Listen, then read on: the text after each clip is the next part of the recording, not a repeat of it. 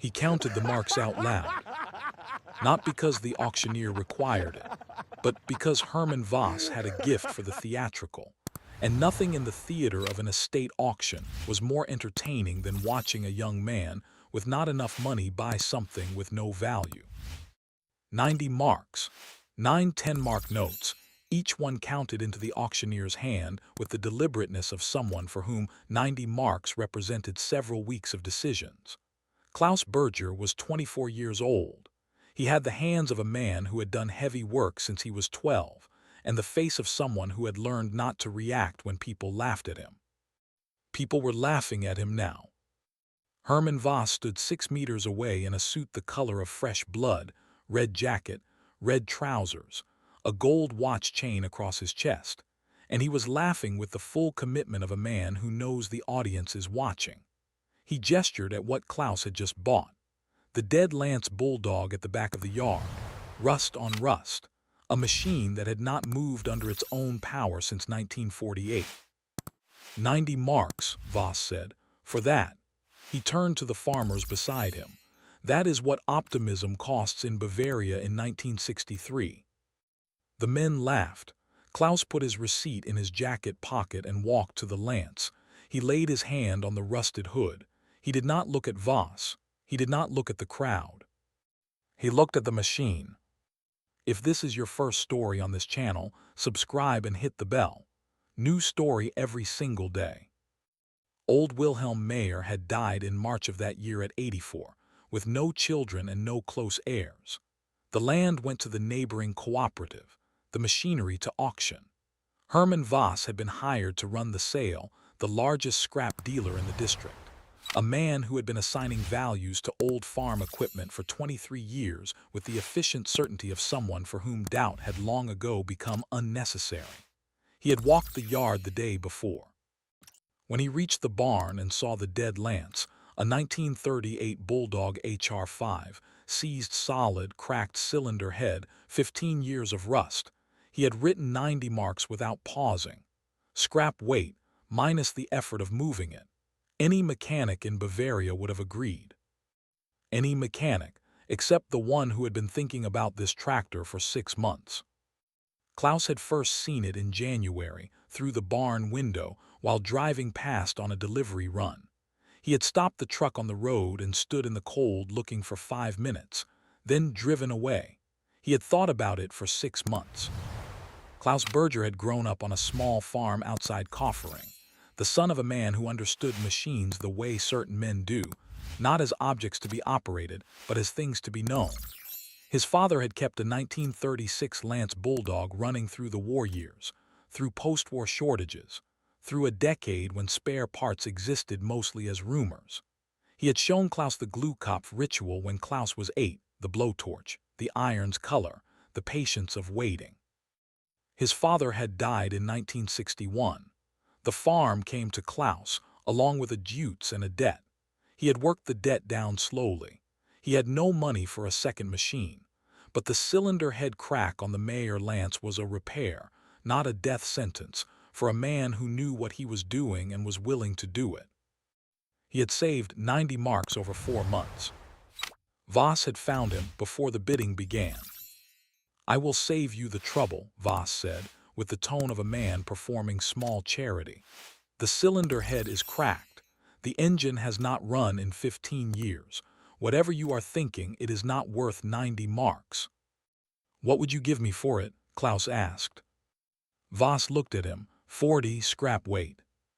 "Then I will give 90, Klaus said, "and it stays a machine." Voss had laughed, a shorter, more private laugh. When Klaus counted his marks later that morning, Voss made sure the men nearby were paying attention. The Lanz arrived at Klaus's farm on a borrowed flatbed that same afternoon. He unloaded it into the barn, stood looking at it in the evening light, and began work the following morning. The first weeks were understanding, not repairing. Never hurry a machine you do not yet know. His father had said this, and it was true. He freed the seized bolts one by one, working with penetrating oil and careful heat, assessed the cylinder head crack as repairable by the welder in Landsberg. 3 weeks in, he reached the crankcase. The crankcase drain was the last item on that day's list, a routine step. Drain the old oil, inspect what came out, check the sump condition. Klaus positioned the drain pan beneath the plug, fitted the wrench, and began to turn.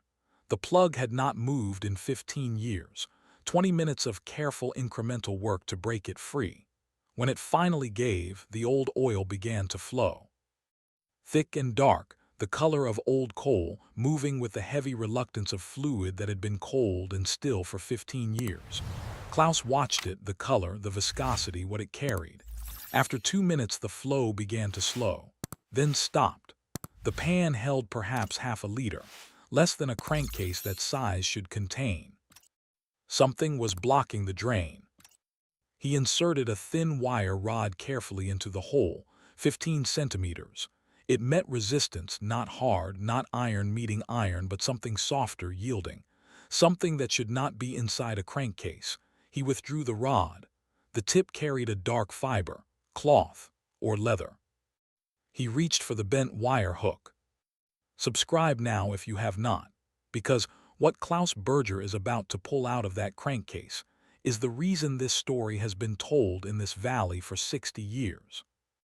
The hook caught almost immediately, something flexible with give and weight. He pulled with careful, steady pressure. The thing moved. He pulled more, rotating the hook slightly, working it through the small diameter of the drain hole. It came through slowly. First, cloth, dark, oil-saturated, unidentifiable. Then something stiffer, leather, saturated but still leather. Then, as he continued pulling, the leather resolved into something with shape. A small pouch, irregular, soft but dense, sealed at the top with a twist of corroded iron wire that it held. Klaus set it on the workbench. He stood looking at it for a moment. His hands were black with oil. The pouch was the size of a small fist, dense, heavy for its size. He had no idea what it contained. He had ideas, but they were the kind you do not allow yourself to think too clearly because the thinking itself seems dangerous. He cut the wire with his pocket knife. He opened the leather. Inside was a second layer, waxed cloth, sealed tight, the wrapping of a man who wanted something kept dry for a very long time. He opened the waxed cloth. They fell into his palm one by one.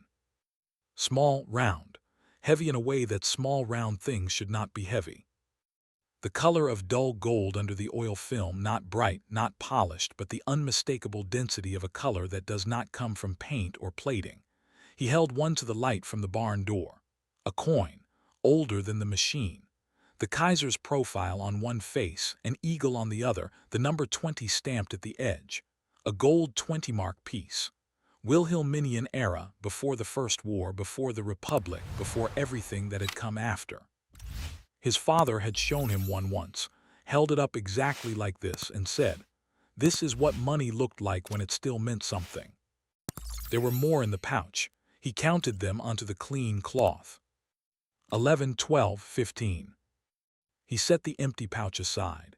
He pushed the hook back through the drain hole. It caught almost immediately. Another pouch, the same leather, the same waxed cloth, the same weight. More coins onto the cloth. He pushed the hook in a third time. A third pouch. He pulled it through without ceremony, because by now his hands had stopped shaking, not from calm, but from having moved past the point where shaking was the appropriate response. He counted all 3 piles, then counted them again. 47 coins. 47 gold 20-mark pieces, sealed in 3 oil leather pouches inside the crankcase of a dead Lanz Bulldog, hidden there in the spring of 1945 by a man who had trusted the machine to keep them safe and had never come back for them. Klaus sat down on the barn floor, his back against the Lanz's tire, and stayed there for a long time without moving. If you are still here, hit subscribe. We post a new story every single day. A gold 20-mark piece from the Wilhelminian era carried 8 grams of fine gold. In 1963, the coin dealer in Augsburg looked at each sample through his loupe for a long time and then said, "Where did you find these?" Klaus said he had found them on his property. The value of 47 coins was enough to pay off the farm debt, repair the Lanz, and leave more than a year's income. Word moves in small places by paths that cannot be traced. Within 3 weeks, the story had reached Hermann Voss at the tavern in Landsberg. He drove to Klaus's farm the following morning. Klaus was in the yard when the red Mercedes came through the gate. He watched Voss cross the yard, the same red suit, the same gold chain, but something different in the way he was moving. The ease of the auction day was gone. He stopped in front of Klaus. "I heard about the coins," he said. "Yes," Klaus said. Voss looked at the barn, the Lanz through the open doors, the drain pan still on the floor where Klaus had not moved it. Then back at Klaus. "I was looking at the iron," he said. "You were looking at something else." He paused. "What were you looking at?" It was a genuine question. He actually wanted to know. "My father taught me that a machine tells you what it is if you know how to listen," Klaus said. "The Lanz was not telling me it was finished. Everything on the outside said it was, but the iron itself felt like it had been waiting, not abandoned, waiting." Voss was quiet. "The coins," he said, "you could not have known." "No," Klaus said, "I did not know about the coins." He paused, "but I knew about the machine." Voss stood for a long moment. 90 marks, he said, not with bitterness, with the acceptance of a man who has been wrong in a way that has taught him something permanent. Klaus said nothing. He let the statement stand. The Lanz HR-5 was repaired over 8 months. The cylinder head came back from the Landsberg welder sound, fitted with new gaskets. The seized components freed one by one. In the spring of 1964, Klaus heated the glue cop with the small brass blowtorch he had inherited along with everything else. He waited for the iron's color. He turned the crank. On the 4th rotation, the engine fired. The sound, that single deep beat, slow and deliberate, was the same sound he had first heard in his father's yard when he was too young to reach the controls. He stood in the barn with the engine running and said nothing, because there was nothing to say that the sound was not already saying. The machine ran. Klaus worked it for 19 years. He never sought attention for the discovery. The story circulated anyway. The version he told was always the same. He had bought a machine nobody believed in, done the work it required, and found inside it something the machine had been keeping safe for 18 years. The old farmer had trusted his Lanz to hold what mattered most. The machine had held it. The glue cop reaches its color every spring. The crank turns. Pum, pum, pum. Some machines carry more than fuel and oil. They carry the weight of the lives that ran alongside them, the decisions made in difficult years, the things hidden for safekeeping, the trust placed in iron because iron does not forget and does not die. What Klaus Berger found in the crankcase of that dead Lanz was not just gold. It was evidence, 47 pieces of it, that old iron keeps its promises. 90 marks. For everything.